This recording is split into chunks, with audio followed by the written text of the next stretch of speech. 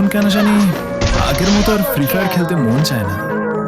যে গেমটা একসময় একটানা 9 থেকে 10 ঘন্টা খেলতাম, আজ সেই গেমটাই 30 মিনিট খেলতেও ইচ্ছা করে না।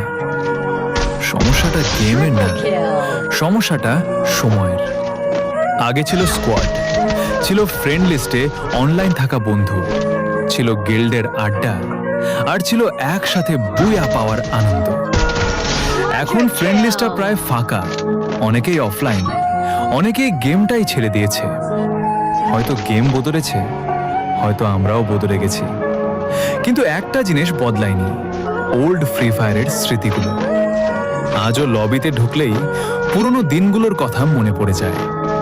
সত্যি বলতে গেমের প্রতি ভালোবাসা কমেনি, শুধু সেই মানুষগুলো আর নেই যাদের সাথে গেম খেলার জন্য ঘন্টার পর ঘন্টা অনলাইন থাকতাম।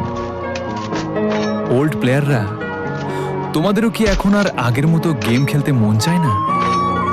কমেন্ট বক্সে অবশ্যই জানিয়ে যেও।